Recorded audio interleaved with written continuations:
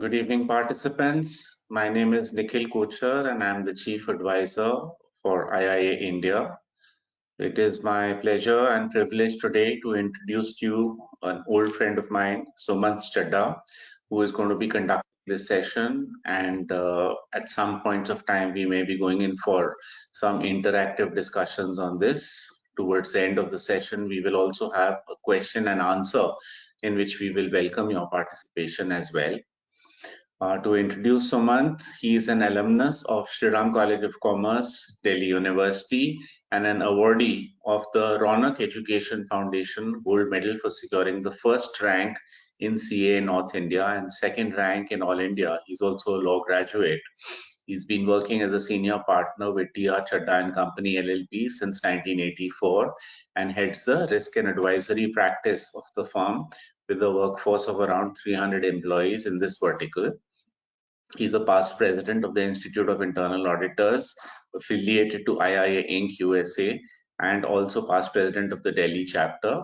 He was a special invitee to the National Advisory Committee on Accounting Standards, NACAS, for implementing Ind AS in India, as well as to the Internal Audit Standards Board of the ICAI. He is also contributing as an independent director in different corporates and is also on the management committee of the PhD Chambers of Commerce. He is a speaker at several seminars organized under the aegis of different professional bodies. He is also the co-author of 2 books on corporate laws. So thank you, Suman, for joining us today, and looking forward to everyone learning a lot from you and from Richard's book on trusted advisors. What are the key attributes of outstanding internal auditors who can become trusted advisors? Over to you, Sumant. Thank you, Nikhil, and thank you for the kind words. And good evening, everybody. I hope everybody is safe and taking care of themselves in these crazy times. So, attributes of an outstanding trusted advisor. Basically, today our focus is on internal auditors and how they can move from being pure internal auditors to trusted advisors. But I feel Sumant, I request you to start again because I think your first 1 minute was a little unstable. Okay, thanks. So I'll repeat. Yeah. Thanks, Nikhil, and thanks for the kind words, and hope everybody is safe and taking care of themselves. Attributes of an outstanding trusted advisor. For an internal auditor to be an advisor encompasses the full spectrum of our work, from 1, providing consultation and advice at the request of the management, to 2, generating recommendations for corrective action. And I believe you all are advisors in your own professional roles every day. How to be an outstanding internal auditor, how to move beyond technical skills, how to be a trusted advisor ultimately is what we are going to talk about today. And I feel outstanding internal auditors, like outstanding lawyers, teachers, artists, and doctors, are made, not born. Because mastering skill is a long and an arduous process. And it is one a true professional dedicates itself every step on his career. No one stumbles into greatness. And I also believe that becoming an outstanding internal auditor or trusted advisor involves not just what you know, like risk, control, and governance expertise, but also how to get things done. That is the relationship acumen. We witnessed 2 different internal auditors perform similar actions, but with very different outcomes. I suspect the reason is that the less effective internal auditor is one who is strong in one trait and may be deficient in the other. He may be strong in the risk control governance expertise and maybe not so strong in relationship acumen, or the other way around. Till now, we have concentrated exclusively on learning the technical skills of the profession, whatever it might be: how to develop an audit report, an audit plan for every engagement, document the results, craft a very well documented audit report or presentation to the boards. But what we need more is something beyond this. Let us say you write an audit report in which you identify deficiencies and offer recommendations for remedial action. These recommendations on which you believe the readers should take swift action. They are much more likely to do so with greater commitment if they trust you, believe that you know what you're talking about, and consider the work you do to be sound, fair, and objective, as opposed to doing so only because corporate policies require, or it is the audit committee mandate, or it is a statutory requirement. Becoming an outstanding internal auditor takes years of experience, ongoing training, and an awareness of the emerging trends in the professional environment. But most of all, it takes passion. Shouldn't those we audit trust that we understand the business and we will not simply be wasting the time over the course of audit? What are the key attributes of trusted advisor?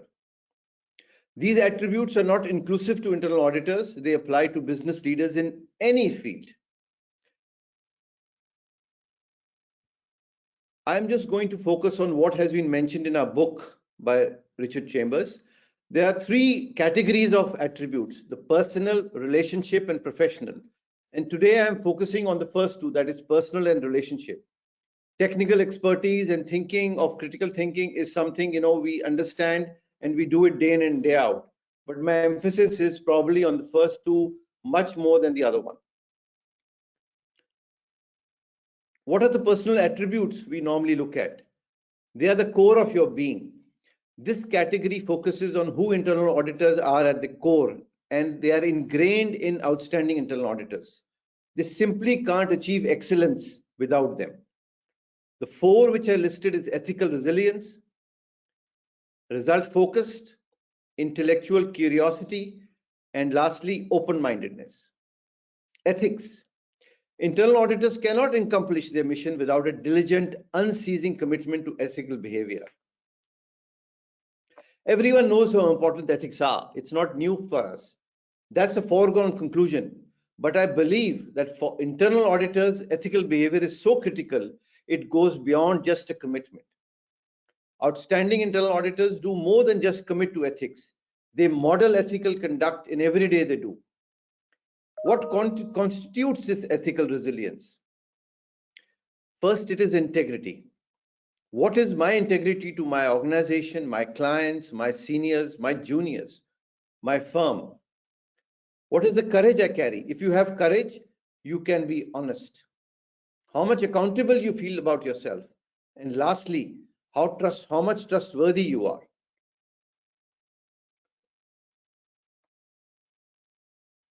So, Sumant, if I may interrupt you, and if you could go back to the earlier slide, I certainly think that ethical resilience seems to be amongst the most important.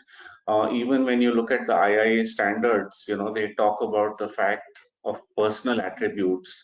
One is supposed to have integrity, objectivity, competence, confidentiality, and some of these also seem to strike a note over here.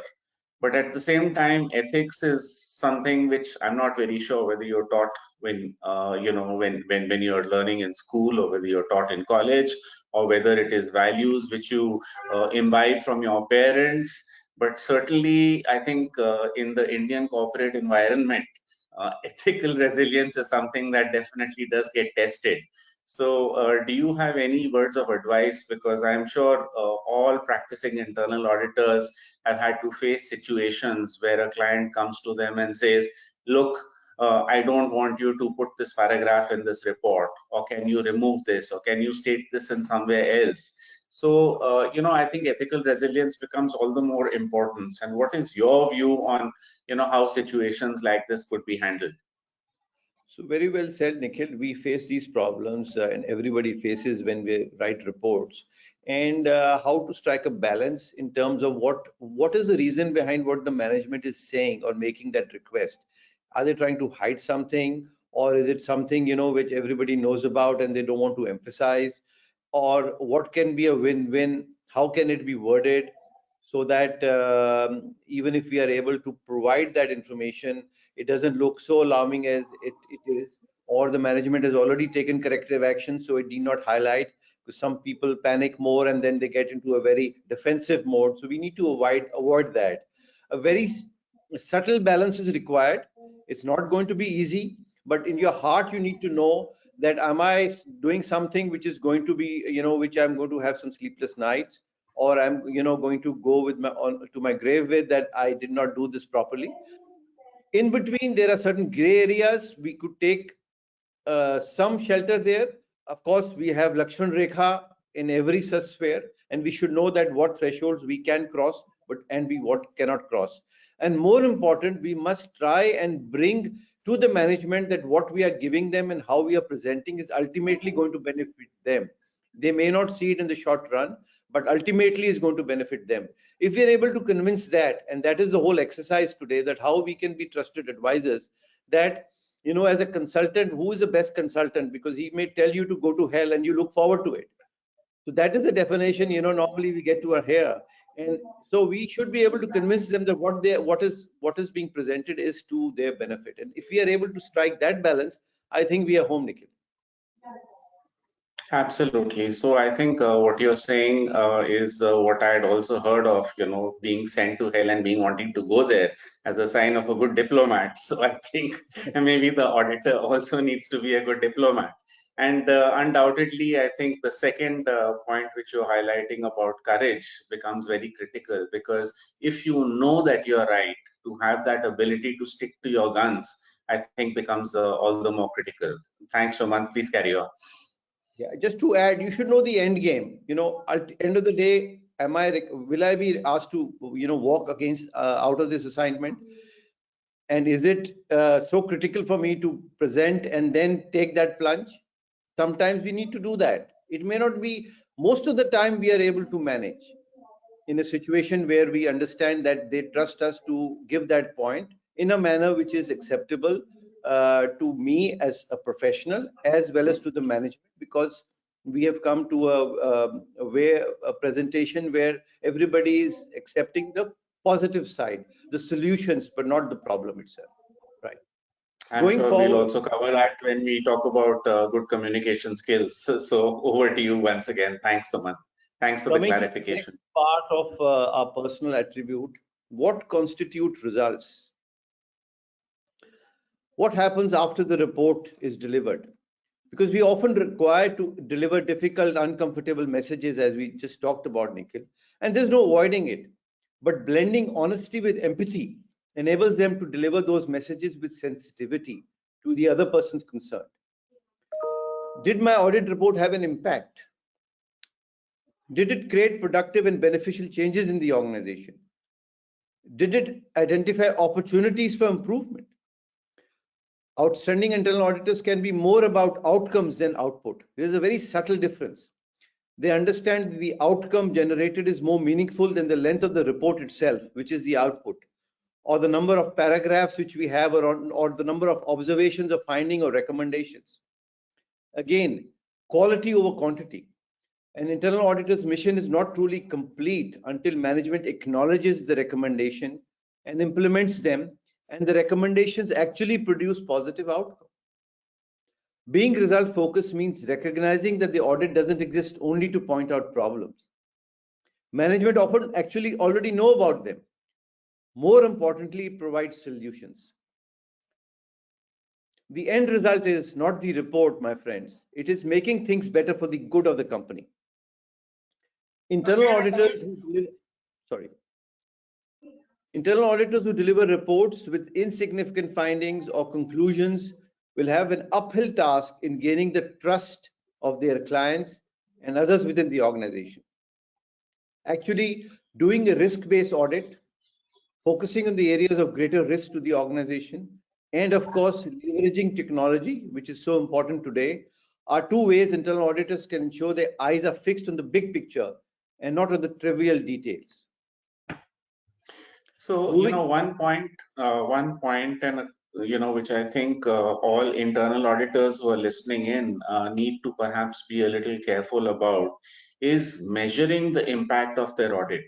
I wonder how many of us would sit down at the end of a quarter or at the end of the year and say, what could I save the client? What were the value additions which I could bring to the client? And of course, keeping a tracker in place to make sure that if the management agrees, very often they agree to do something, but they don't do it. Is it actually being done? So I think a certain amount of persistence in all these areas would help you to ensure that you are having an impact as well as being able to measure it, right? Right, right. Thanks, Nikhil. Moving on to the Please. third attribute, intellectual curiosity. Who is how I have to be intellectually curious. Basically, it is the question of why. Asking why is one of the most important and fundamental responsibility of internal auditors. They want to know what happened, but curious internal auditors are not satisfied until they know why it happened, and they will not relent until they further understand the root cause of the issue. So we have the 5 C's which are mentioned in the IPPF standards: the criteria, the condition, the cause, the consequences or effect, and the corrective action and remedial action. As seasonal internal auditors, the critical elements of the audit findings typically include all these 5 things. But that's not the case with cause. Cause is usually determined only by asking why. If I take an example of a cough, this is a word which nobody wants to hear these days because of the virus so widespread. But let's look at this and try to see as a simple example how this can be built into the criteria and the 5 C's which we're talking about. Now, the criteria of a healthy state, what ought to be, basically is absence of cough. This is where we are following the SOPs, we are following the the statutory requirements, we are following the DOAs, etc. It could be an external, internal, or best practice criteria. But suddenly there's a problem, there's a condition. What are the symptoms? What is a cough? These conditions could be granular level data, which is talking about certain exceptions, a mid-level data, or a high-level data of certain processes not being in place. Ultimately, how do I diagnose it? This is the most difficult thing. Is it a common cold? Why it happened? What could be the reason for that? Is it an approximate cause, an immediate cause, or the root cause? What is actionable? Ultimately, this is where I need to spend the maximum amount of time, and my equipment will. Can yourself, Sorry, one sec, Sumant. Chanchal, we seem to be getting some background disturbance. Is it possible to control this, Chanchal? Yes, sir. I'm trying to find out, sir. Yes, please. Thank you. Please carry on, Sumant. Sorry. Yeah, and then of course the consequences for us in case of a cough. I may feel sick for a week. What is the risk? So what? Is it a test required? What are the what are the risks? And then of course, what is the treatment? What is the corrective action? I have to drink fluids and rest to take medicine. So I have what is to be done? I have to have action plan, which is basically what I define as SMART. Action plan has to be specific, S, M, measurable, A, achievable, R, relevant, and T, time bound. So this is what is absolutely necessary, that when I define all this, I get into analysis for why, and it helps me go through the process. So if I may just add a point over here, Sumant, it's an example which I quote when I take my audit report writing seminars, and we've done quite a few of them together also. Intellectually curious is something you can all very easily relate to an old song by Rajesh Khanna in the movie Amar Prem, where he says, "Ye kya hua? Kaise hua? Kab hua? Kyun hua?"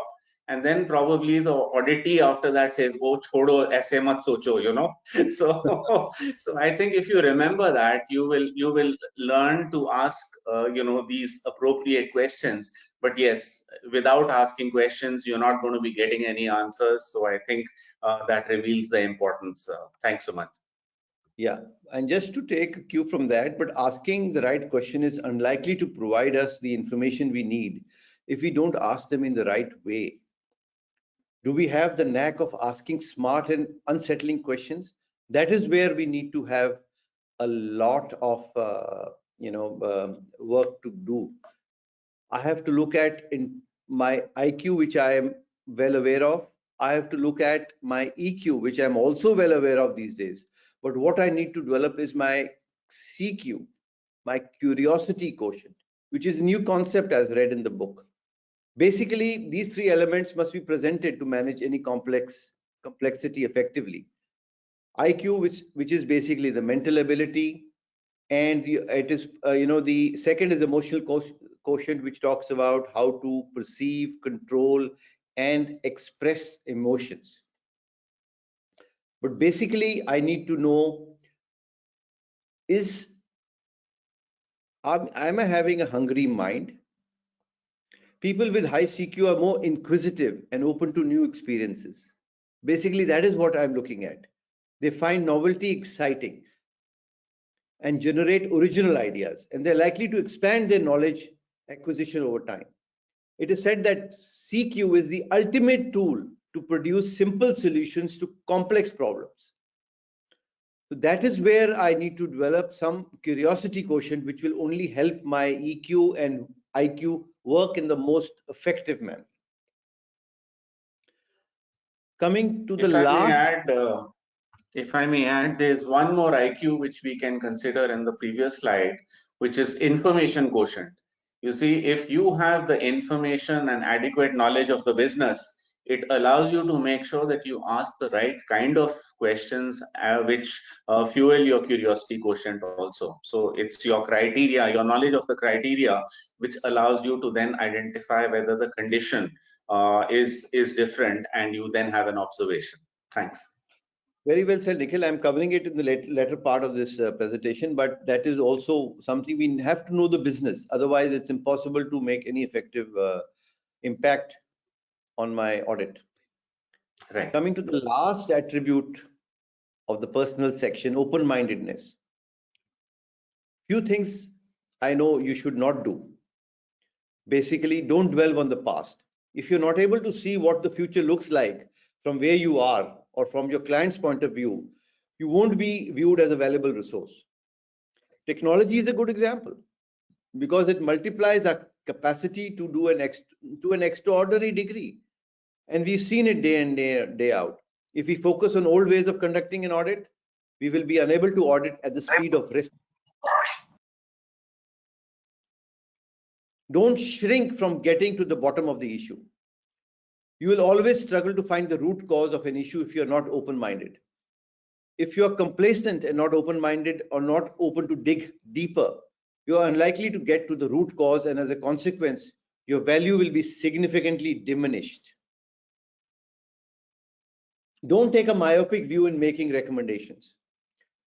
It calls for creativity, being willing to explore alternative explanations from why something happened and proposing creative solutions for ensuring it doesn't happen again, seeing from the other person's point of view. And next, don't neglect to seek input from those you're auditing. This is very important. Sometimes we get blinkers on this part, and this is something which we need to really work on in my limited experience. Effective negotiation means not automatically imposing your own solution when another may be just as good or better. It is based on an appreciation for what can be achieved if we are open to alternatives. We must be willing to hear our client's view, discuss them, and work towards a mutually acceptable solution. Similarly, don't view the world in black and white. There are often multiple paths to the same outcome. Outstanding internal auditors explore these paths, discuss their advantages and disadvantages, and assess their risk. You need to leave preoccupied notions at the door. Never enter an audit with your findings, solutions, or opinions of the involved party already in mind. It's not easy, but that's what is required. Nikhil, can you elaborate on this? How normally you would deal with this situation? See, I think the most important thing which you have mentioned is point number 4, that don't neglect to seek input from those you are auditing. The point is that if you have an auditee across the table, and if you have a single-handed or a single-minded point of view, the chances are you're going to rub him the wrong way, whereas him or her. But whereas if you ask the auditee across the table that, look, this is what I'm looking at, this is the information I'm getting, this is the analysis, but what are your viewpoints? Maybe we could look at solution number 1 or 2, but do you have any suggestions? You are communicating to the other person that you are ready to listen to him or her and their viewpoint. When you do that and you come out with a solution, automatically, A, it is a combined solution. B, you have tackled the resistance to change, because if you come in with a one-sided report, the other person across the table is not even going to be listening to you. So the person is suddenly realized that, look, here is an auditor who's ready to listen to me and is asking me for my suggestions. So then what happens is you both become a part of the solution. And once the auditee is a part of the solution, then making sure that it gets implemented is so much simpler. So thanks for asking, Sumant. But I think that is the most critical part in being open-minded, in being ready to listen to what the auditee has to say. Because very often, it is our own tunnel vision. वो जो घोड़े के ऊपर वो लगा होता है ना कि भाई हम खाली सामने देखते हैं, ये मेरा सोच विचार है. I'm not going to look left or right. Listening to that other person, having that empathy, which is again another very important human trait, which auditors should possess, I think makes all the difference in coming out with becoming trusted, as well as coming out with solutions which are more likely to be implemented. Thanks. Basically, when I look at my open-mindedness, I come straight to my relationship attributes, because this is integrally linked. Because success in this area depending on building, fostering, and maintaining good relations. The attributes in this category helps the internal auditor to build a team, obtain the information needed to undertake a successful engagement, and 2, report the results in a way that is meaningful to a variety of audiences and obtain a consensus on all the critical solutions. And it's always depending on building, fostering, and maintaining good relationships. For that, I need dynamic communication. It doesn't matter how good your technical skills are if you are unable to effectively communicate and persuade. Communication is not only about effectively speaking, attentive listening is equally important. What happens sometimes, I just want to bring one example that, when I'm talking about, and this is the other attribute, we'll jump to this insightful relationship, and the last in this is inspirational leadership. So these two I'll discuss later on. Let me come to something where I really want to talk about is my work on dynamic relationship. Because we have to be excelling at listening to others. That's how they learn, and how we learn, and how we build relationships to demonstrate. Because what happens when I talk about dynamic communication, there's an echo here. We have to demonstrate and consequently earn trust, and that can happen only when I make a statement like that. The auditee makes a statement that I agree with the recommendations, but I disagree with all the findings. A very funny statement, actually. And how to tackle this? And let me explain this in an example. Very, very important to listen to this, because this is the very subtle difference in the whole game. The user didn't take exceptions to the fact that I had found issues that needed to be addressed. They accepted all of that. He was also ready to fix the problem, no problem. What he resisted was the tone of my report. His critical nature caused him to push back hard. This is a valuable lesson. If the tone is of one of pointing fingers or speaking down, we dig ourselves into a deep hole that will be hard to climb out of. Especially the next time we interact with this person, we'll not get information, he will not cooperate. We must strive to obtain open, civil, and productive communication, and that's so important for us. These 5 words should always be eliminated from our internal audit report. The list should include, I have failed, this is inadequate, it is ineffective, we found, it appears. Not that they're necessarily wrong, but I believe they are ineffective because they assign blame, and they are imprecise, and they could be construed as a personal attack or position the internal auditor inappropriately. So I have to be very careful in my wording, and that's where I need to be very cautious about. Nikhil, any experience in this? Yes, absolutely. I think when you come back to the earlier slide of dynamic communicators, I think the most important aspect which any auditor can possess is effective communication. Let's not forget the fact that very often the person who writes the report is not the person who gets to face the audit committee. It just so happens that you send a report, it may get read by an email. If you want to, it's only if you can communicate very effectively the points which really make a lot of sense are you likely to be able to get your point across. The second aspect which we discussed in the past point, as well as you also mentioned, regarding empathy and regarding the fact that don't get personal. What I notice is that many auditees get extremely hassled because they think that your observation is directed against them personally. And what I find very effective when talking to these people is to say, please understand that I am not pointing a finger at you as an individual, as an auditor. I am trying to improve a process. There is nothing personal in this. All we are looking at is a process. I think if you communicate this effectively, that you are looking at a process and not an individual, they stop taking things personally. They are more likely to be open-minded in how they respond to it. So how effectively you can do this, how empathetically you can do this, without making them feel personal. And second is, sometimes you will find auditees tend to take a lot of offense at one particular word which you use, where you were talking about using strong words, or Richard Chambers says, don't use the following methodologies or the following wordings. I think it is exactly the same thing. Either be slightly soft in your approach, unless it is absolutely essential and something is going very, very wrong.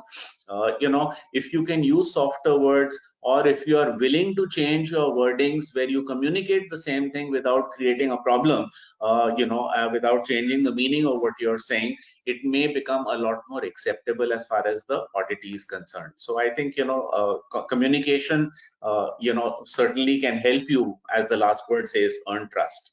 Thanks. Right.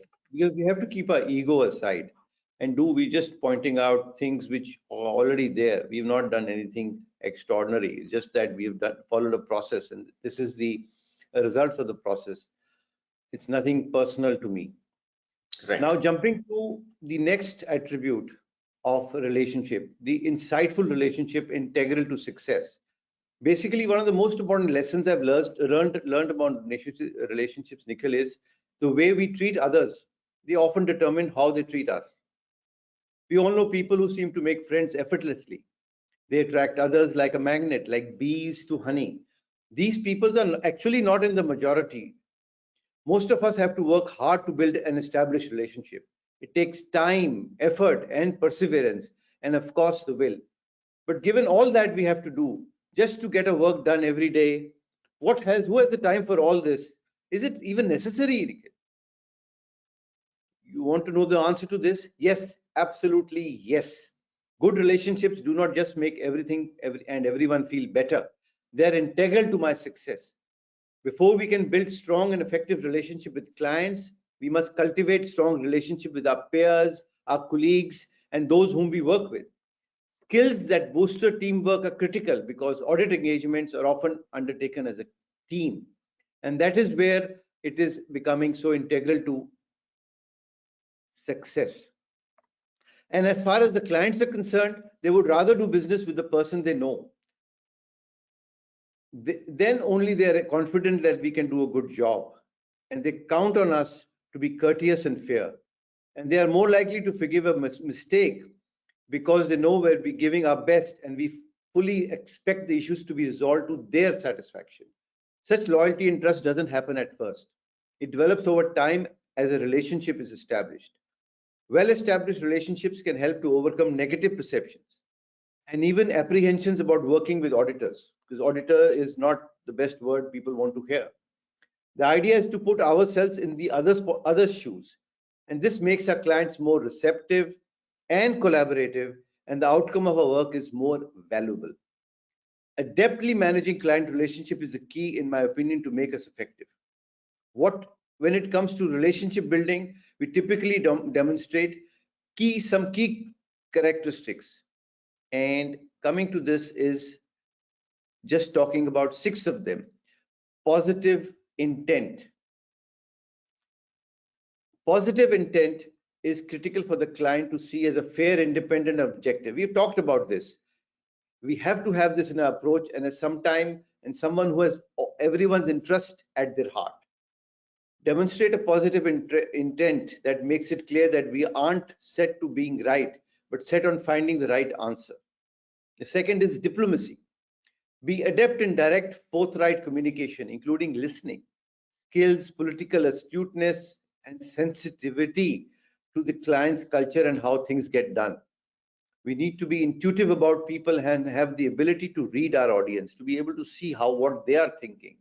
Be the master at being contrarian without being confrontational. Prescience, basically that means foresight. See matters with fresh eyes. See around the corners to be able to see the blind spots. Anticipate the needs of the clients before the needs are even evident. Identify these issues before they arise. It's a skill you can acquire over time. It's not that you need to have it inborn. It's a process, but not a very difficult skill, provided you make an effort that this is something I need to do. This we talked about earlier as well, trustworthiness. We have to walk the talk, operate with integrity, and be obsessive about maintaining credibility with my client. Being seen as professionals who can be counted on repeatedly, take the same course of action given the same set of circumstances after time. This is something we need to never forget about. Then, of course, we have leadership, which talks about setting the tone of your entire staff, steering others towards consensus, managing conflict, and gaining alignment on issues. And lastly, Nikhil, you talked about empathy, understanding and focus. We must listen and a genuine caring about others. It amplifies all other qualities on the list. Possessing these qualities are not just the draw of luck. You can make yourself more approachable by being friendly, open, honest, and helpful. But being approachable is not enough. You must be professionally respected. You must be regarded as competent, the best at what you do. You must be reliable, following up on projects as committed, and you must behave admirably and treat others with the same respect you hope to gain from them.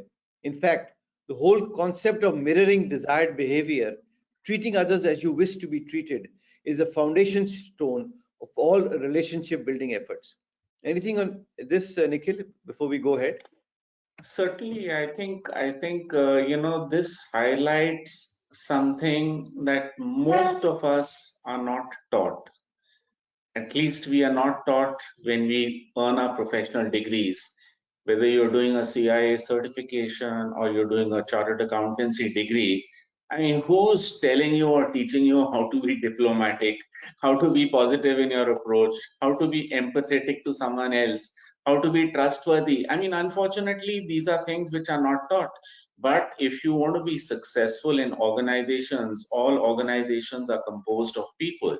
You've got to have these people relating skills within yourself if you want to be a more effective auditor, because if you cannot show a positive approach, the point is, let's look back at ourselves. When I started off as an internal auditor, I mean, I used to think, yaar, galte mil jayega, that's what I'm really interested in doing. I want to find a fault.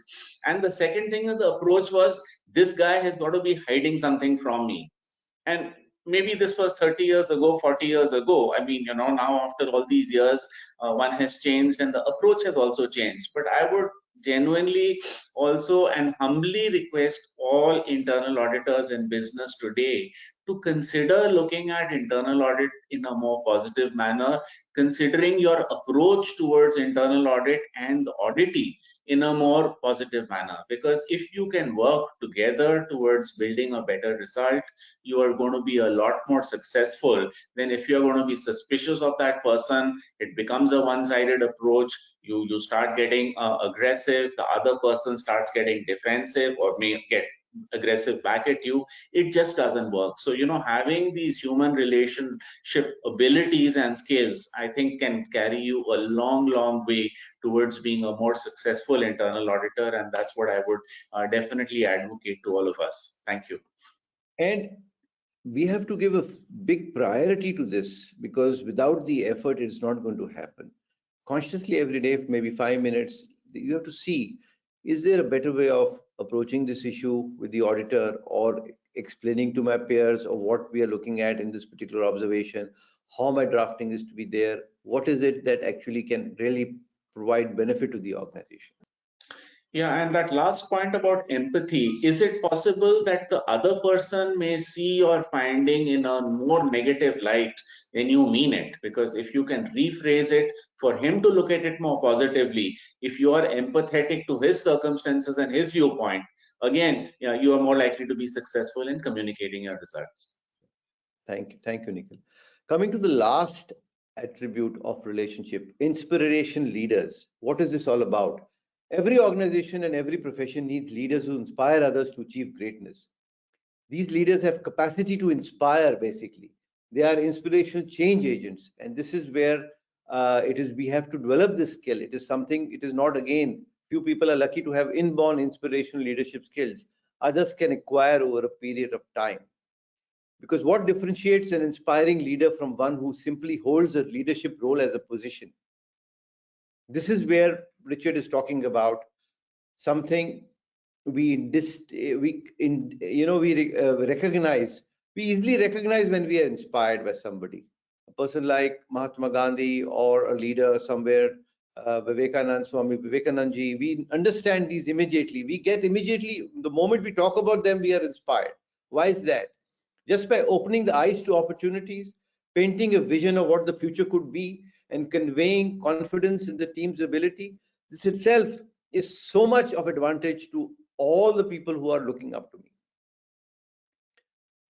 What I need to work with, I have to be such leaders who inspire, are dripping with charisma, the ability to attract, charm, and influence people, often evidenced by confidence, exuberance, optimism, a ready smile, expressive body language, and a friendly, passionate voice. You can work on this. It's not something to smile when you are having a heated discussion, or to be not very aggressive in your tone or your body language, and you're not very aggressive, your eyes are not popping out trying to prove a point which ultimately will lead nowhere. We see that so often. My ego takes over me. They can rivet you with conversation. That is how these leaders are all about. They live life in color, these leaders, and they open your eyes to color as well. They are never content to be average or just okay. They strive to be the very best they can be, and they want those around them to be the very best. They want everybody to be in the same level, not them alone. Becoming an inspirational leader starts with the mindset, a simple click of the mind. They think in ways that inspire themselves and enable them to inspire everybody else. They're fully committed to innovation, and they approach situations in a rethink and a reframe mode. Every problem is rethought, and every opportunity is reframed from a variety of angles. That is how we need to look at when we really want to inspire. These leaders, they tend to outmaneuver the competition and ensure that complacency is not part of the corporate culture. Sorry. This embedded drive to innovate is connected to their intellectual curiosity. We saw that earlier. The IC is going to bring me, once I need to be having intellectual curiosity, I can be a inspirational leader. And I demonstrate a commitment to learn, be inquisitive, and continuously seek new ideas and insights. We have to remain open and alert. We also have to have a sense of humor. It's not also something which we are born with, but we need to see the lighter side of every situation and are willing to set aside work for a moment to enjoy a laugh with colleagues. That doesn't mean we don't take our task or others seriously. They know how to balance the light-hearted moment in any given situation. Then only people will feel inspired. Nikhil, this is very interesting, and I'm sure you talk about this at several occasions. See, absolutely, I think perhaps this may also possibly be one of the more difficult slides when it comes to implementation. Because if you want to be a good leader, you really have to become a role model, and it's not easy to be a role model. So I think somewhere we have to look within ourselves and see where do we feel we really need to up our game, where do we need to work on. We have to be honest with ourselves to identify what are the areas where we have weaknesses, because only when you start acknowledging and become aware of where you need to build your strengths can you actually start working towards it. I don't think being a leader is easy. You need to be humble, you need to be smart, you need to be friendly, you don't need to be egoistic. You need a sense of humor. So it's a lot of things, and I don't think it's easy for everyone to be all of those things. But certainly, I think if we start looking within ourselves, if we're trying to figure out where is it that we really need to work on improving ourselves, that one can try to look at this. But definitely the intellectual curiosity and the CQ, which Sumant you have spoken about earlier, I think are definitely linked. Sense of humor, I see so often in our seminars, you crack a joke and it kind of breaks down the environment. Everyone, the barriers of communication are taken care of. People start feeling more open, they also start feeling more alert. So I think humor is something which is absolutely fantastic. If you can learn to crack a joke at the right time, preferably without offending anyone, I'm sure it's really going to help a lot. So, that's my take on this. Thanks so much. And one hint I can give you is if you want more than a paycheck from a job, if you're looking at a purpose and you embody and promote the spirit and soul of the organization or of the client or of the culture, you have to love for the profession and satisfaction of our work through all the up and downs. The passion for the profession and a desire to advocate for it, educating others, this itself will give you a lot of inspiration to actually inspire others. Absolutely correct. Absolutely correct. Yeah. And how to actually, these are some of the points even Richard has mentioned, that he's acknowledged that being a leader who can inspire is not going to be easy for 95% of us. So he's given some action points, simple action points, which all of us can follow. Share our experience. Experience is often hard won and leaves scars because we've gone through the drill. You've gone through a 30, 40-year drill. You know exactly, you can sense. So if your experiences in handling clients, in handling relationships, in looking at audit reports, in making presentations to the board, in helping the client to do well, those should be shared, because then we don't want them to go through the hard labor and effort and carry those scars, which you may have also carried. We have to save others from going through the same ordeals, and we share what we learned and fill in the context of how we have learned it and why it matters. That is very, very important from us. We have to lead, let others lead. That is, we have to hold back or let go. They do not necessarily take an entirely hands-off approach. It's not necessary that you just sit and relax, but we have to create opportunities for others to exercise autonomy. We create opportunities for team members to take a charge, and then it creates a lot of synergy and a lot of benefit to the entire team and to the outcome. Going forward, we need to coach and train these people to greatness. How we can do that? They're constantly on the hunt for talent, and surprisingly they have a tendency to find it. These inspirational leaders, they can easily spot talent. They then evaluate the future leadership potential. They can pick up people, determine their strengths, weaknesses, guide them in building on the strengths, and providing solace and solutions to their weaknesses. They also take great satisfaction in the success of those whom they have mentored. This eye on the future is critical. Who they are mentoring and enjoying in their success, basically it is coming from my ability to share all this. It is not so much about what we accomplish on our jobs today, but it is about those we train and inspire and who can accomplish in the future. We have to keep that in mind. Again, building teams and promoting teamwork. We all know teamwork is so important, and inspiration leaders built communities by connecting with others in a meaningful and unique way, whether virtually or in person. Nowadays, it's more virtually these days. But they don't stop at just connecting. That's where the catch is. They work with others to accomplish their goals across geographies and organization boundaries. A very interesting analogy I read somewhere. In sports, for example, teams are created with the core purpose of winning. We have to win our cricket match, make it a draw, and we look at it as a win. We are able to achieve that tomorrow if some of us are following the test match in Chennai. But in workplace, it is totally different. Winning isn't the main purpose of the team. You want all the teams to win in the workplace, but not at the cost of each other. Team dynamics actually is rooted in group dynamics and not in a victory alone, with focus on interpersonal relationships and collaboration across the firm or across the organization. It's so important to see how this is, a win-win for everybody, which we talk about. Then we have to employ purposeful emotion. We cannot let, our egos to get over it. As they say, we have to get, in fact, it is mentioned in the book, sometimes we need to get mad, but just get over it. We just can't keep grudges, and we need to work on a situation. We need to get mad sometimes, we need to get angry, but just get over it. You don't have to carry that anger or prejudices. Then only we can work clearly, honestly, and uncalculated. Then, of course, culture. Culture is so important for your organization, your client's organization.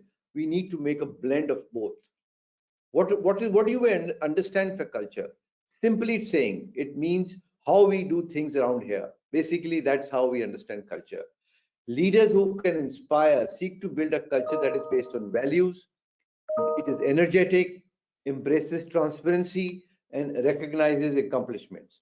They strive to ensure that things are done around here the right way. That is what a good culture is need to inculcate. Foster a culture of continuous improvement. Unless you look at improving yourself 1% every day, you will in 365 days actually improve 35 times with the effort of compounding. How do I face my challenges?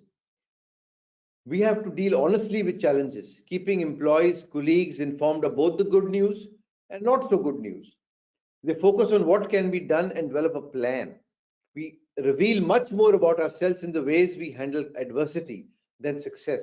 We all know that and have experienced it over times. When the going gets tough, the tough gets going.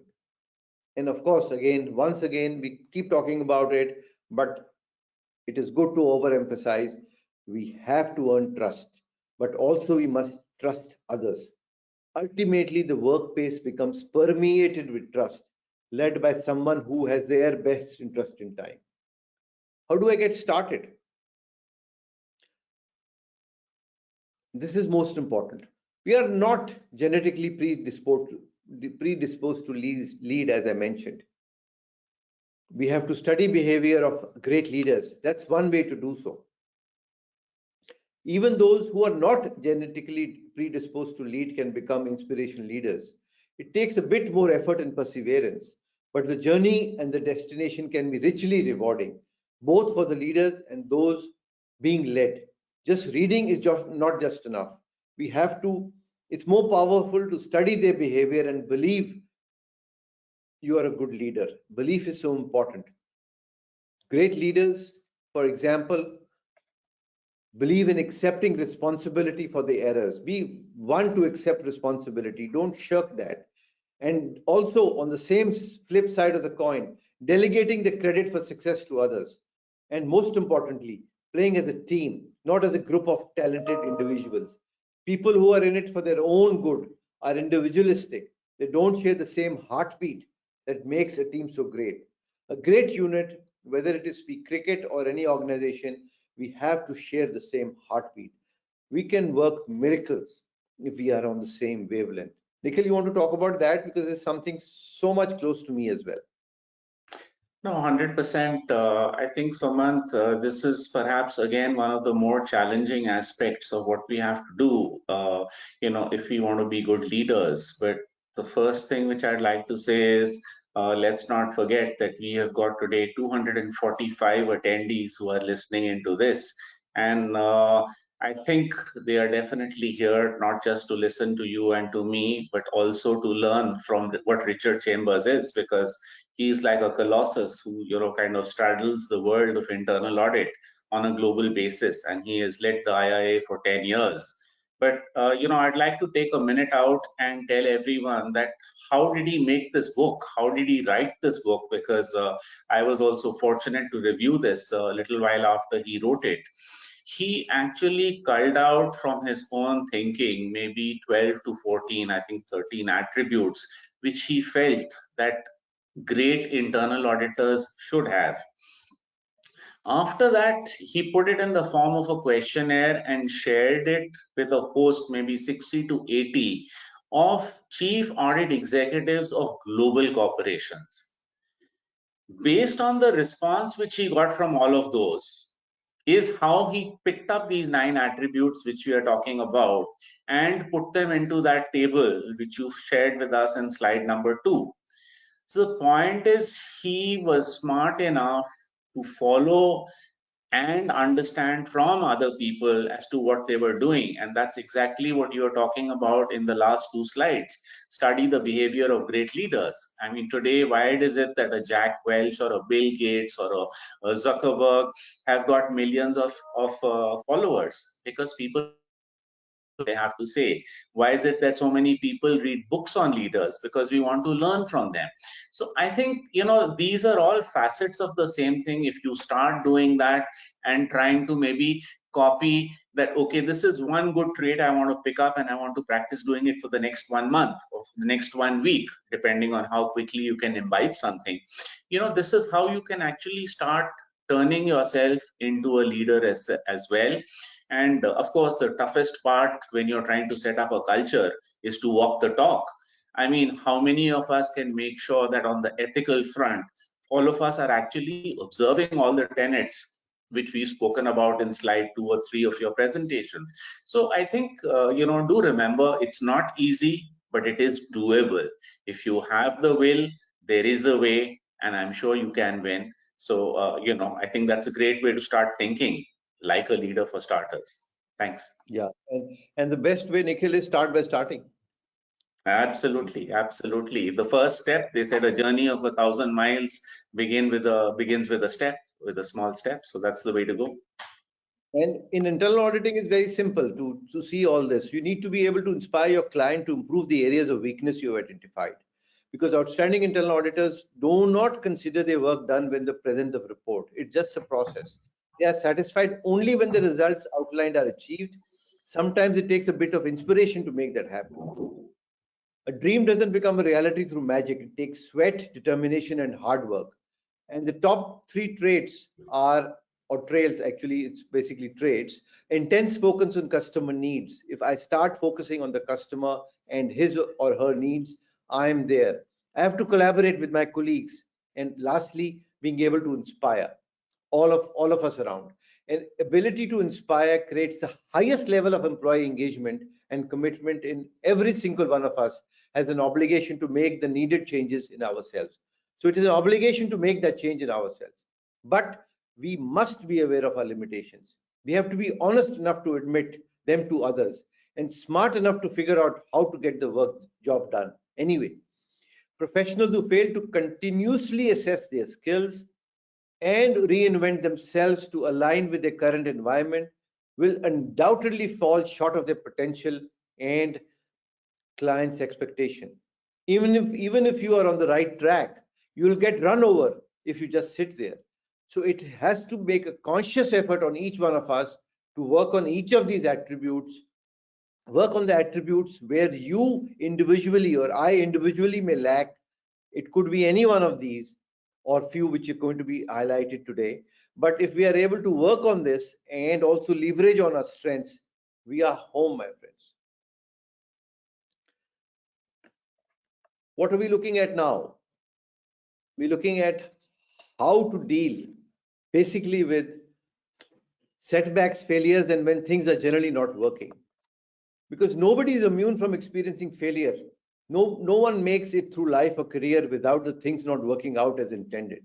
What matters is how you deal with it. Some let it derail their hopes and plans. never quite recovering. Others learn from adversity, resolving to grow and emerge wiser and more proficient.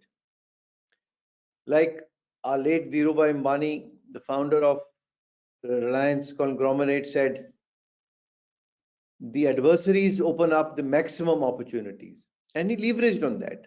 And we see how the organization is way today. That's being the result focus is at its best, not letting a temporary setback impede progress towards the desired results. Also, I believe everyone has an internal flame that ignites their passion. That flame comes from a different place from each one of us. For some, it was instilled by us in our parents during childhood, maybe. Others find it through faith or an inspiring mentor or even an athletic competition. When a flame is lit, we are fired to get the job done and pursue excellence.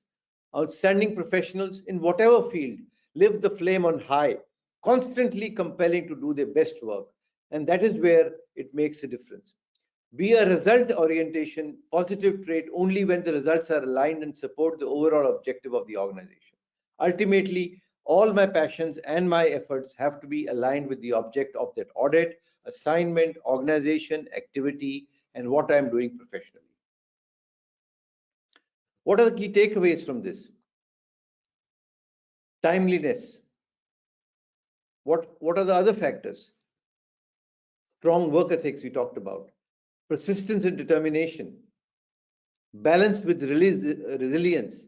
And of course, not to forget, be positive. What are the professional?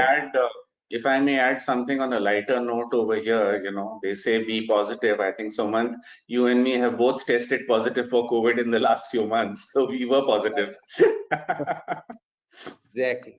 So please carry on. So we cover the main attributes mentioned in the Richard Chambers book on the personal attributes of ethical resilience, result focus, intellectual curiosity, open-mindedness, and then the relationship attributes. We talk about dynamic communication, talks about insightful relationships, and of course, inspirational leaders. I'm going to briefly mention about the professional attributes before we open to the Q&A or the concluding part of this session. Because this talks about the knowledge and skill outstanding internal auditors leverage in their roles as professional. They must have a deep understanding of the business, which Nikhil talked about, of their clients or organizations, and the industry in which they operate, if they have to offer credible assessments and solutions. That is so important. And we must be continuously reading about it, because it takes certain skills to understand how, when, and why to use those tools. And the best decisions are based on our ability to analyze the problem, identify and evaluate potential solutions, and consider the environment, and then only proceed. Who are critical thinkers? In the context of internal auditing, I believe critical thinkers is the ones who have the ability to take information or set of circumstances, consider the inherent challenges or weaknesses, and identify deviation from acceptable criteria, and do a root cause analysis to fully understand sorry, why something did or didn't happen. So these are something which are very important for me to develop. Basically, professional skepticism, intellectual arrogance, we need to be very worried about, and intellectual laziness. This is something we need to be ensure that our attribute of professional skepticism is another essential element of the internal auditor's package of skills, and an ingredient that must be continuously developed and listened to. When people settle to the first feasible answer as opposed to looking for the most correct or fully correct answer, they are lacking a certain ability to discipline and to critically think through the information. Skepticism is a healthy dose of doubt coupled with curiosity, which could lead to uncovering areas of risk, exposure, or fraud. And for internal auditors, they are often susceptible to being misled by information that is sensational, popular, or entertaining. Effective professional skepticism requires a combination of interpersonal and technical skills, as we have now learned. Interpersonal skills support the ability to read and communicate effectively with others, and we are able to ask probing questions that will uncover the facts, and also the technical skills, which will involve audit specific expertise, industry knowledge, and objectivity, and the reasoning that enables analysts to actually see all the facts. And actually, a fatal flaw I see in some auditors is the inability to understand that their personal opinion doesn't matter. Having an actual objective mindset is critical. We must develop recommendations that fail to give full consideration to later possibilities in their desire to address current consequences. Basically, it means I have to find a balance between the here and now and the future risks, which is only possible through critical thinking and also dispassionately. If we neglect to ask why as many times it takes to get to the root cause, or there's a deficiency in skills or expertise in a certain way, a key risk may be missed or ignored. I believe crafting the recommendation in an audit report is one of the most challenging aspects of the job, and it is sometimes more exhilarating to identify a failure or a problem than to figure out how to keep it from happening again. Can you talk about this, Nikhil, and in your experience, how recommendations become so important? Yeah, but first I would also, like to talk about professional skepticism. You see, in the latest issue of Internal Audit Today, I've also written an article on the Chief Audit Executive and governance. The point is, what I basically say in half a minute is that the Chief Audit Executive needs to put on the shoes or the thinking cap of the audit committee. The job of the audit committee is to challenge management. So also is the job of the chief audit executive. Only if you are challenging the management do you possess professional skepticism. Even though something appears to be okay, if you still say, why are you doing this? What are the reasons? Is there another way to do the same thing? I think all these go towards ensuring that you maintain that intellectual curiosity or the curiosity quotient. I mean, many of these traits are totally linked.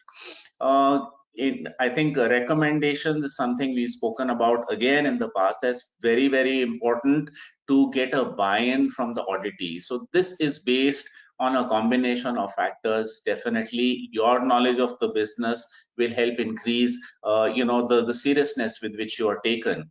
The second is involving the auditee in framing that recommendation also helps. I think if you look at the most mature companies' audit reports, they don't have recommendations. They just have action plans and action taken. It's because the auditee and the auditor have already worked and agreed on a solution. There is no question of saying, I will give a recommendation and the other guy will accept it. They only put down those recommendations in the report which are acceptable to both. So I think it's a way of thinking, it's a way of working. And definitely in the earlier point which you mentioned regarding resilience, I think it's not how many times you fall down, it's how quickly you can bounce back. That is important towards the resilience which is required. And I think it's those failures which teach you and get converted into experience over time, which we hope other people don't make the same mistakes and can learn from some of the things you're talking about. Thank you. Right. And Nikhil, the most interesting thing is because the most stubborn or challenges to critical thinking are within us, our own perceptions, shortcomings, and beliefs. Anyone who has an inherent lack of respect for reasoning or evidence, or is unwilling to listen to others, or is unlikely to be able to think critically, that is where we need to just take away our blockers. That Which is links what, up to the earlier point of open-mindedness, which you had just, espoused. yeah, and Richard mentions this as intellectual arrogance. I already know the answer. So you are prejudiced, and when we get into a discussion, you don't want to listen to that other person's point of view. And intellectual laziness, what he meant was is good enough is not good enough.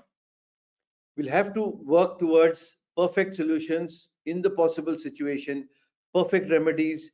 We have to strive for getting the best for the organization, and best for the work I have been entrusted to do. So we should not take anything for granted too quickly or take anything as perfect too quickly. We should keep questioning. And our breadth of understanding comes from open-mindedness, of course, and knowledge of what we are doing totally. Coming to the technical expertise. Again, individuals here who possess business acumen are perceived to consistently exercise sound judgment and make decisions that result in favorable outcome. We are actually business solution providers, not problem solvers, problem finders. They can, as business acumen, we can assimilate information from an array of sources and can use that knowledge to propose sound strategic alternatives to address issues and problems. This is something we need to really work on. Google is the best way to actually find solutions to most of it as a starting point. And then we can look at best practices, colleagues, etc., experience, exposure, and keep talking to people in the industry. They're also always looking ahead, trying to foresee opportunities and threats, and are better to develop strategies to remain one step ahead. Possibly most important, they have the ability to see across many areas of expertise within a client, such as finance, HR, marketing, IT, and you name it all. Understand how decisions affect each of these areas and work towards coordinating efforts to ensure shared success. This is called breadth of understanding and can be achieved only by conscious effort and one that must be continuously worked with. Not only does business acumen encompass understanding different functional areas I mentioned, it actually also means being able to speak these areas in their own language. For this, the client's politics is also worth mastering. This is some trait we need to also develop, especially for us internal auditors who must work with a wide range of individuals while asserting and protecting their objective and independence. So Basically, Sumant, I'm impatient to see what else is there on the slide. And just as I said that, you came to the next points. Thanks. yeah. So this is basically, we have come to the end of my presentation. I'm just a few takeaways, because what is the idea ultimately? Idea is to build alliances, help others, to admit when you have made a mistake, but also stand up for yourself when you are right. This is what, the courage and honesty is talking about. And understand the question behind the question. Don't immediately accept things as they may appear. Skepticism, as we learned about. And find common ground. That is where relationship works. There is a bit of art as well as a science to be a good auditor. I'm repeating, there is a bit of art as well as a science of being the good auditor. But judgment is on the artistic side. You have to have these traits, not just have the technical knowledge to find out mistakes or do a very good data analytics. That's just part of the solution and not even the entire solution. And as his final words, listening to me is just the beginning. If you are listening to me and Nikhil, it's just the beginning, my friends. It must be supported by a continual focused effort to convert these words into action. You must believe in what we are talking about. This is the words of wisdom, not from Nikhil and me, but from somebody who is, met internal auditors and worked with the top internal auditors of the world, probably in more than 100 countries in his career. And complacency is the enemy of my success. Never assume I have arrived. Keep working on it. While success arrives, embrace it, but continuously look for ways to improve, develop, and evolve. Take a long, close look in the mirror and ask yourself if you are functioning at your highest level. It's a journey you won't regret, my friends. Just start by starting, because we are at our very best and we are happiest when we are fully engaged in work we enjoy, on the journey towards the goal we have established for ourselves, and it gives meaning to our time off and comfort to our sleep. Basically, it brings a lot of balance to our life, a lot of therapeutic control in our life, a lot of stress is alleviated if we are happiest engaging in a very easy manner, not getting stressed with efforts which are not being noticed. You have to work towards it. This is not the end of the world. That observation, if the client is asking me to drop or change, it's not the end of the world. I have to work and see his point of view. It makes everything else in the life so wonderful, so worthwhile. So thank you, my friends. I think we've covered the all the major aspects of the book, but I seriously urge, do Google it, get onto Amazon, buy this book and try and read it, because it help you not only as internal auditors but as professionals, as human beings, as good husbands or spouses or wives or good parents or good colleagues or good parents as well. It's going to be a game changer in your life. It has in mine, and I believe it can be with all of us. Thank you very much. And over to Nikhil for any concluding words, and we can then have the Q&A. Thank you so much, Sumant. I think it's been, before I start saying anything, if I can request you to go back to the slide where you have the 9 attributes, because I think that is something which we've been talking about right through this evening. And it Right. would be very, very useful, I think, for all the participants to get a chance to just go through those 9 elements once again and absorb what all is there. Because what I feel is that it is this knowledge, this overview, which can allow you to run through, be transparent with yourself, and try to understand what do you think are your areas of strength, what do you think are your areas of weakness. A certain word of advice to the youngsters in the group, that please don't underestimate the bottom 2 points. A technical expertise today is something, where we speak about knowledge of business. You were speaking on your second last slide about opportunities and threats, which actually speaks about how effective you are as far as your risk management skills are concerned. You know, let's face it, I think risk management itself as a study or as a science has a long way to go, considering how equipped all of us were to face COVID in the year, 2020. Most of us were caught, looking the other way, and it kind of got us by surprise.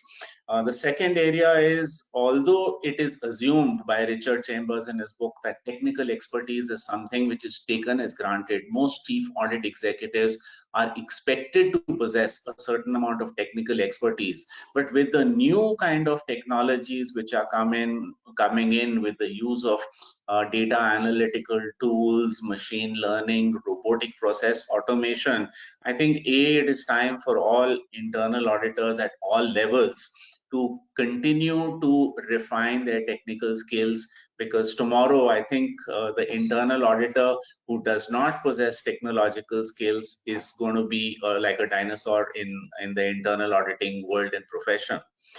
The second thing which, when I look at this in overall slide, which I feel is that, the personal and relational, which means your interpersonal skills and competencies, actually constitute a very, very huge percentage of what it takes to be a good internal audit leader or to be a chief audit executive. And that is something which is not really very much a part of our education. So, I think each of us has to see this for ourselves, these 9 attributes, the 9 points, and try to see where is it that we are weak, what is it that we need to work on, and then try to, build up a plan, as you mentioned towards the early part of your discussion, that how can we work on overcoming those faults or those weaknesses, those lacunae amongst ourselves, so that we can become much more effective and start working ourselves towards becoming outstanding and trusted advisors. So, I think it's time to open it up. But thank you once again, Sumant. I think, whatever Richard Chambers has said, and this is culled from the experience of, dozens of chief audit executives of global corporations. So there is really a huge amount of learning which is available in these 150, 200 pages of this book, which you have fortunately encapsulated for us within just 25 slides. So thanks once again. And I think let's open it up to questions. We would also request that those of you, if you want to specify whether you would like Sumant or me to take care of those answers. Otherwise, of course, we'll play it by the ear. So in case you have any questions, do feel free to ask. Chanchal, if you can just read out if any questions have already come in, please, or open it up to the house, unmute everyone, and whoever wants to may please go ahead, unmute themselves and ask whatever question they choose to. Thank you. Yeah, sir. So first hand raise is Mr. Siddheshwar Barla. I'm just giving him the mic. Sure, sure. Always a pleasure to listen to Sid. Right. Yeah. Thank you so much, Sumant sir, Nikhil sir. I think it's indeed quite insightful to hear both of you. If I can say that we've actually heard almost 70 years of experience, yeah, in total, if I can put it that way. And That's and I without the have dozens of years of those CAE, Sid. no, it's But been thank you. spelled out by both of you. So I was just restricting it to the speakers. I know the Right. book has immense and knowledge, which I believe is more like an ocean of knowledge. So I have a Right. very different question, and again, I'm banking on your wisdom of the collective experience of 70 plus years. Uh, See, sir, there is a way of working individuals have in organizations, and I'm just setting a background to this. Uh, so there is a way of working individuals have in organizations, and internal auditors as trusted advisors, they come up with some best process practices, and sometimes they get challenged because of the reluctance to change. Because the individuals have a way of working, there is a reluctance to change. So the it may pose a challenge to the internal auditors as trusted advisors. And it may lead to a perception about internal auditors. They are not flexible, they are rigid, or whatever, that sort of a thing. My question is that how can internal auditors, as trusted advisors, influence the culture in an organization? Can I go first, Nikhil? So, Please. Sid, you have actually hit the nail on the head. If that person who is the process owner whom I want to bring about that change with, or his department, for example, I leave aside the organization for the minute. We talk about that later. If they trust me, I can become the Pied Piper. I need to be the Pied Piper of change so that they follow me blindly to wherever I take them. I have to get to know that person very well. I should know their the birthdays of the children, the name of the dog, for example. Ultimately, they must wanting to listen to me. Once they start listening to me, I have more than half the battle won. That is where the key is, Sid. Unless I do that, of course, it's not going to be easy. But that's my first step. That if I may win their trust, and in a way where they are willing to listen, and I can tell them that whatever change you're going to bring is going to be beneficial, is not going to add to your work, it's going to simplify your work, it will bring kudos to your department, it will probably make things live if you're new MIS, or create give you a lot of advantage in the organization or recognition, or your stress which you carry every day will be alleviated to some extent. All that I'll have to show it to him and demonstrate with my technical skills, my vision of the future, my risk perception, my root cause analysis, my why, etc. But first, he must be a good listener to me. I must make that bond. Nikhil, want to say something? Yeah, sure. So, to add to whatever you're saying, I think, how tuned in are we to the culture of the organization? If we look at your earlier slides, which you have just shown to all of us, I feel an internal auditor is nothing short of a corporate doctor. He has got to have his pulse on the organization. He's got to be tuned in not only to the health of the organization, but also the culture of the organization. So if the organization is positive, if it has a positive culture, definitely for him to be effective and to be an agent of change becomes that much simpler. Which brings me to another technical point, that today you also have something known as audit of culture. You have auditors who are looking at the culture of an organization. I think that being able to analyze it and being able to come up with solutions is very important, but in no way reduces the importance of what Sumant has said in terms of yourself being a positive person, being a positive influence, being perceived as a positive and an empathetic and an interpersonal relationship-led influence, which is interested in working towards the best interests of the organization per se, rather than one which is driven by ego or negativity or, any of those negative traits which we have also discussed. I hope we've answered your question, Sid. Yeah. Thanks, Sumant sir, Nikhil sir. Very well elaborated. I think we've also come up with the offering that we can have, which is a culture audit, and the softer aspect which Sumant sir has highlighted. Thank you so much. Thank you, Sid. Welcome. Thanks, sir. So we have some questions via chat. So Kashyap asking, is it the end result? Trusted advisor is highly satisfied consultant. Can you repeat that? Yeah, he's saying trusted advisor is highly satisfied consultant. Is it the correct conclusion? So I really don't know what you mean by highly satisfied consultant. Definitely, I should be a well recognized and well acknowledged consultant, because people should look up to me within the organization and beyond, among my peers, juniors and seniors, that I've been able to, I am the best in the job, and whatever we do provide the best results, and the synergy is there to really maximize the benefit to everybody around, including the organization, and take the internal audit to the next level, where I am able to be part of the strategic decision making, or I am really looked up to whenever any issues come up to the organization, and I get a seat in the board to be able to be part of the organization. Ultimately, that is my best outcome for an audit as a good auditor.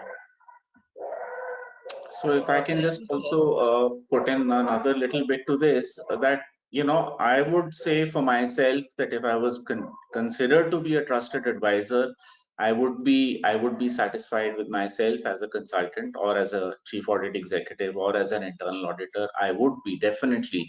But please remember, for me to remain in the role of a trusted advisor, I cannot be complacent. So, all those attributes, you don't only need to possess, you need to practice those attributes, and that is never easy. So, it's not going to be easy. So you cannot, fall into a state of complacency. But yes, there is no harm in being satisfied with, whatever you have achieved, certainly. So just to add, if there is an obligation to report because there is a mandate from the audit committee, statutory requirement, some regulatory authority, etc., the consultant is only remedial to that extent that I do not transgress or not make sure that nothing illegal is happening which is doesn't going unreported. So I have to balance my assurance as well as my consulting role. Oh, thank you, sir. So Kashyap can unmute himself, and he can question if anything more to ask. No, I'm absolutely satisfied with the answer. Thanks. Happy to hear that, Kashyap. Thank you. Any more questions? Sir, yeah. Some participants asking about the PPT, sir. So they are asking whether we are sharing the PPT. I leave it to you, Chanchal. What is the protocol? Yeah, is it if you allow us to share, then we can share, sir. No, I'm perfectly fine. Yeah, the more people benefit, I'll be most happy. Yeah. At any So I point think, of time, you want to reach out to me individually or formally, informally, I'm available 24/7. thank you, Sumant. That's a very open-minded approach and a very culture-driven approach based on whatever you just said. Knowledge sharing, I think, is like, again, it's like a gift. It's like a gift of knowledge to so many people who are here, who are learning from this, and those 25 slides will actually allow you to get absolutely the nichod, if I may use a Hindi word, of the entire book, which you spent so much of time on putting down into a few slides. So if people can learn from it, I think I'm sure they will if they wish to. But slides notwithstanding, you must go for the book as well to really take the juice out of it.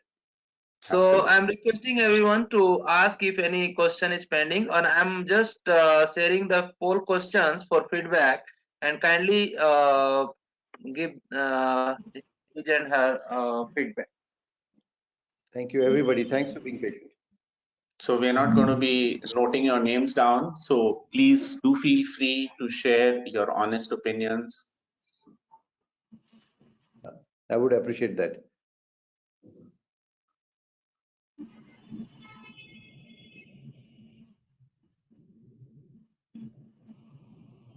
And meanwhile, you can share your question via chat, and we will read it out. In case anyone has a question, you want to unmute yourself and ask the question verbally, or if you want to ask it through the chat mode, do feel free to do so.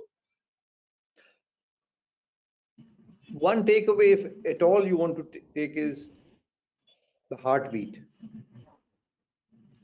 Your heartbeat should be aligned to that of your colleagues, your juniors, your seniors, and also your client relationship. They must know you are thinking, and you must be able to perceive what they are thinking.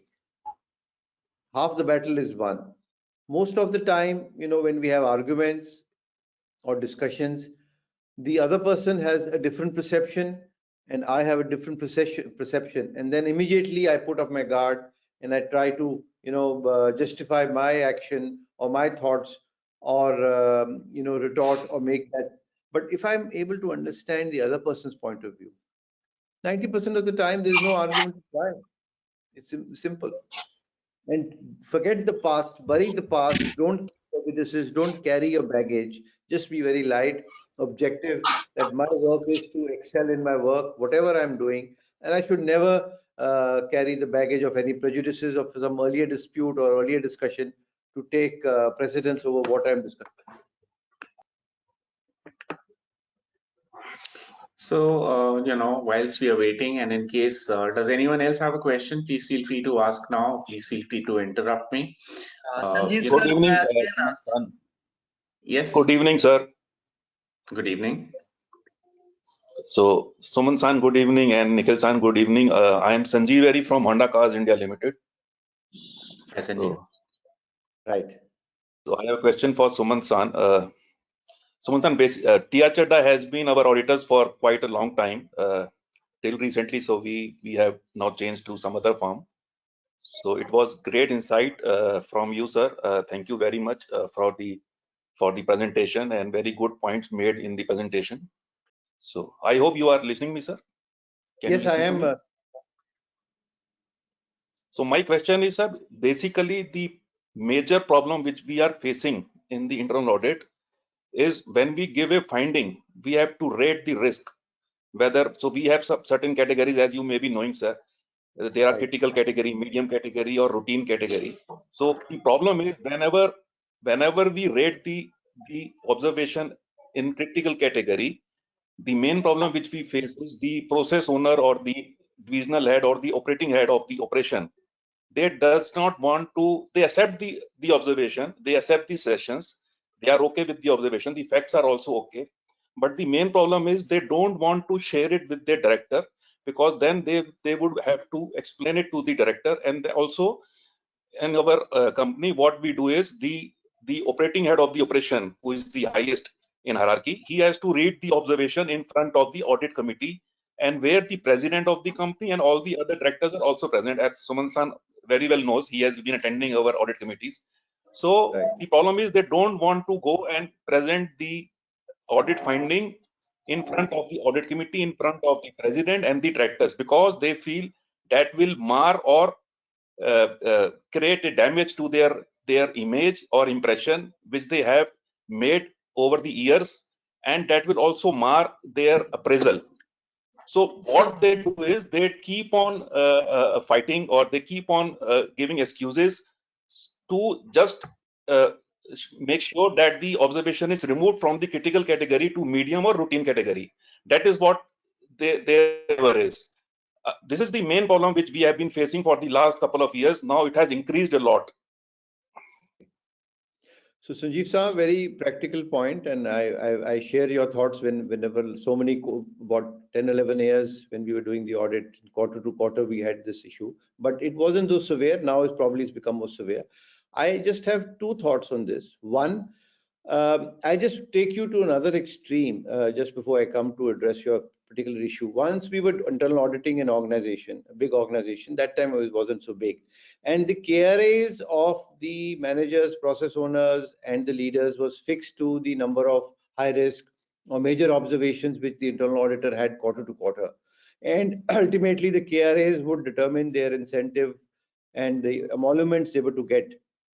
So it became so rough. They didn't care about anything, as you mentioned. They just wanted the category of the risk to be lowered down. So Yes, sir. ultimately, the whole discussion was only what risk category you're giving. They were not concerned about the observation at all.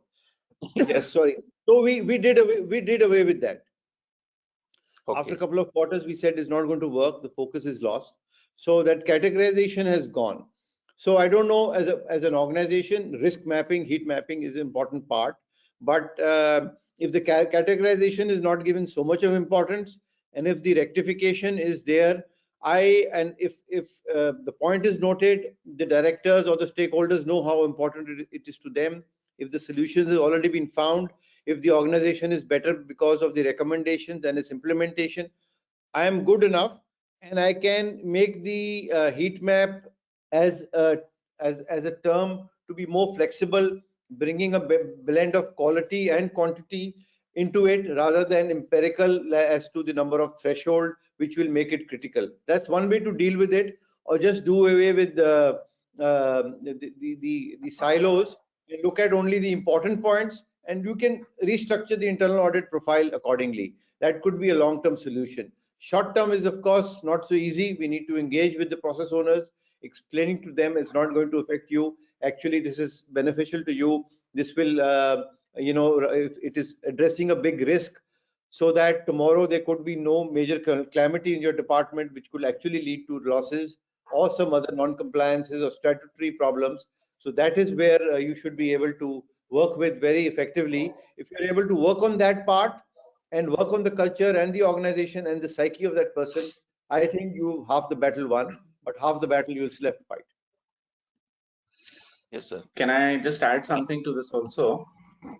Yes, sir. So Sanjeev San, another point which I would like you to also keep in mind is how effective are your parameters for defining a risk as low, medium, or critical. The point is, as an internal auditor, if you're going to categorize something as low, medium, or critical, you need some justification for doing so. The auditor will always try to make a rating as high as possible because he can get more points into his executive summary. The management will always try to reduce that and to change the rating so that it is not.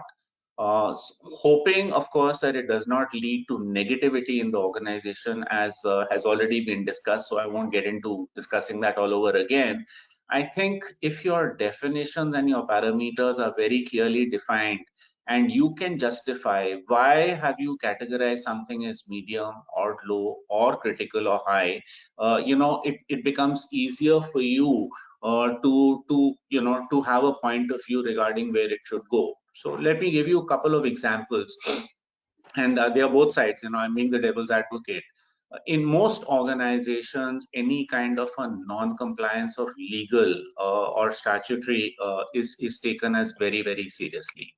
So it's very clear that if it is any kind of a penalty or violation which has a fine, it is taken as critical. But if it is a violation but without a penalty, it may be taken as either non-critical, may be taken as high, may be taken as medium. It would depend on your own organization. But in another, we had a situation where we thought we had saved an organization, say in logistics, 10 crores of rupees out of 100 crores which they were spending at that point of time. Whereas they only accepted that they had saved 2 crores of rupees. But after 1.5 years, 7 people went to the chairman and said, look, we have saved the company so much of money on logistics. So when I went to him, the chairman said, he said, Nikhil, you're the seventh person coming to me and saying you saved us so much of money. So I think being able to quantify something in a proper manner is absolutely essential for you to justify what you're doing. So whereas what you've discussed with Sumant is not wrong, I would also urge you to look at being very careful when you come to quantifying. And if your parameters and your assumptions which are set are not clear enough in this, maybe you need to look at those parameters and assumptions so that tomorrow, there is no bifurcation or divergence of opinion as to how to categorize something. That's just another viewpoint. Thanks. With the permission of both Nikhil and Sumant, may I add? Yes, Mr. Ramarao, of course. Yeah, to some extent, it is endorsing the way Nikhil you put it. So I wanted to tell from my experience, which is that we agreed with the board. Oh, in many of the companies, we have agreed with the board what is the threshold of the risk that needs to appear before them in our report. Risk is a function of impact and probability. The impact which is quantifiable and probability which to some extent can be argued as being subjective. But if overall the risk is itself a subjective matter or viewpoint, then obviously there will be this non-acceptance or dispute between two parties. But if we make it quantifiable or objective, then neither party can really take another view. So the way it can be perhaps quantified is, as I said, risk being a function of impact and probability. We put those thresholds that if the impact exceeds X amount over X period, then it must find a place, even if it is remedied. It must find a place or a mention before the audit committee stroke the board. So then no process owner can really dispute it, even if it goes to the board merely for information. Right.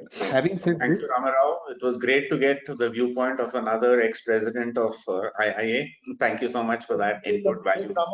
Say something else, Ramana? Please.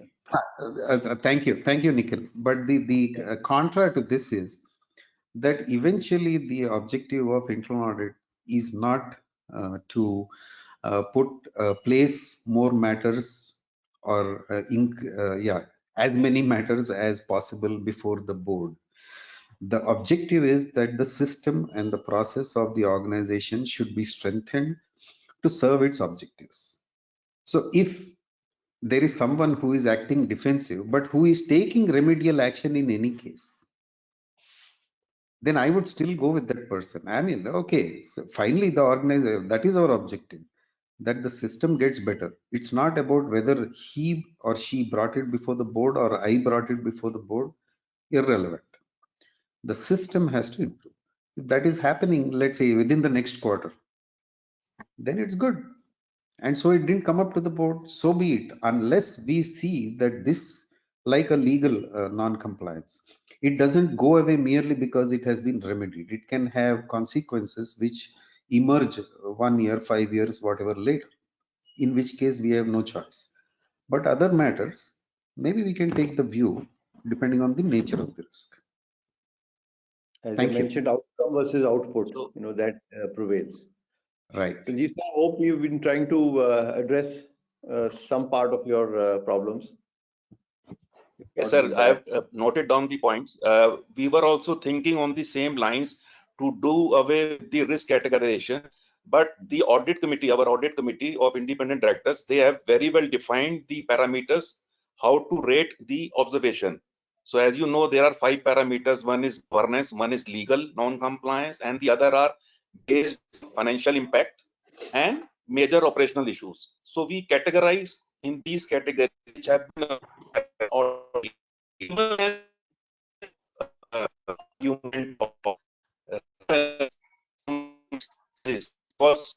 Your voice. example, I'm sorry, we are losing you, Sanjeev. Yeah, like we have one observation on banking. which the auditor has critical according to the defined category. Even then, the operating head or the process owners, they raise the question about the capability of the auditor with respect to the banking operations. So then they say that the auditor is not well versed in the banking operation. The auditor does not understand the practical part of the banking operation. So they come up with these types of excuses. So then it becomes difficult to deal with them. So then what we do, we make the banking expert from the auditor side talk to the operating head and the process owners to make them understand why the observation is there and what is the practical part about it. So these kind of issues and down notings from Nikhil San, Sumant San. So we will try to find out a solution to do the risk or not to tell or to close the risk rating in the audit report and just ask the auditor to pick up the important points and read before the audit committee. This can be done, sir, I think. Thank you so much. Thank you so much. Welcome, Sanjeev sir. Welcome. Chanchal, over Any to more you. questions? So there's two hand raised. I've just given mic to Devi Balan and Ashish Gupta. And Mr. Balraj. So we have 11 minutes to go. So quickly, please. Yes. Yes, sir. Good evening, sir. I am Ashish Gupta from TR Chadha and Company, and my question is to Nikhil, sir. So most of the time it happens that we give recommendations, and as trusted as advisor, we should always give the recommendations. But what happened if my observations goes a wrong way? It means it causes more losses to the organization than whatever was there earlier. So how to take care of that situation? So yeah, so Ashish, it's a very valid point. Normally, this can be linked to two areas. So there are two solutions also to this.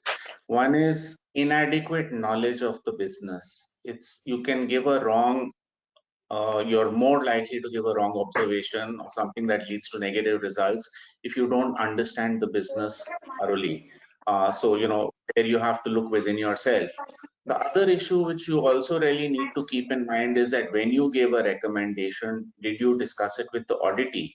Now, when the auditee is the person who's in charge of operations, if you have kept the auditee in the loop and he is a part of seconding the recommendation which you give, because that automatically means that he's accepting the recommendation, he's giving you a time within which he's going to implement it, as well as the person who's going to be responsible. These are the kind of best practices which you can have in terms of an action plan. Then automatically, I think the risk of your doing something wrong has gone down substantially. So No, sir. Yes, No, please. sir, my worry is in most of the cases, what happens, the auditee is the implementer who has to implement my recommendation. He don't buy, but the audit committee buys my recommendation. And they are under obligation to follow whatever we have suggested or audit committee perceives. It may be theoretical, it may be practical. See, I would still feel that if every recommendation which I am putting into the audit report includes the opinion and the viewpoint of the auditee, then it is very unlikely that you will take anything to the audit committee to which the auditee is not agreeing, because you are talking of a situation where audit committee insists on something being done and the auditee does not. That is only in a very, very rare situation where the auditor and the auditee have two different viewpoints, in which case the Institute of Internal Auditor recommends that you should place both the viewpoints in the report so that both views are projected in an unbiased manner. Now, if after that you feel that in that very, very unique situation or small micro percentage of something like that actually does take place, and still the implementation is not taking place effectively, then I guess you also have to monitor, in your further follow-up reports as to whether the implementation has been implemented in the manner in which it has been recommended. So I think there should still be scope for for you to audit that and suggest that maybe the implementation could have been improved further. But I mean, God forbid if there is a 1 million and a 1 in a million case where audit committee has suggested and you've actually gone wrong, then I think there's no harm in raising your hand and saying sorry. I mean, we made a mistake. I mean, none of us are perfect. At least you tried to bring about some improvement. So I think have a mature viewpoint, but be ready to accept your own faults if, God forbid, you are at fault. I mean, try to avoid getting to that stage in the first place. But if you reach there, then I mean, so be it. What can you do? Thank you, sir. You're welcome. So requesting Brajraj to ask.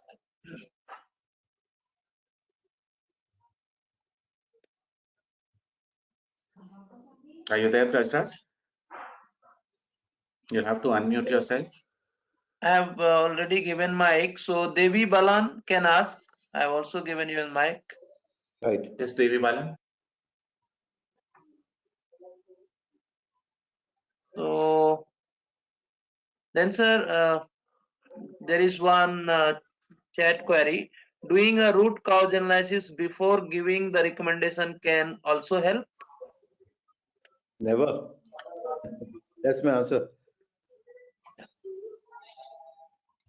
So, sir, we can then conclude. There is no more questions. Thank you very much. Thank you. Thank you, everybody, for the time and patience. So thank you, Thank you. Sumant, and thank all of you for your participativeness. I think there's been some wonderful and some very practical questions which were asked. So really a pleasure to listen to everyone's viewpoint, everyone's experience, and I hope all of you also enjoyed this webinar as much as I did listening to Sumant and moderating it. Thank you and good night to all. Thank you. Thank you so much. Thank you, Yeah, Sumant and thank you Nikhil, everyone. especially Sumant. It's a And long time Sorry, Chanchal. yeah, so requesting a participant who are eligible for CI challenge exam can go through the documents and apply for the CI challenge exam, which is 20 days to go. That will end by 28th Feb. So you can apply now. So all professionals, here's your chance of trying to sit for and clear the CIA certification in one sitting. So do go for it. There's lots of information on this available on the II India website as well as on the II Global website.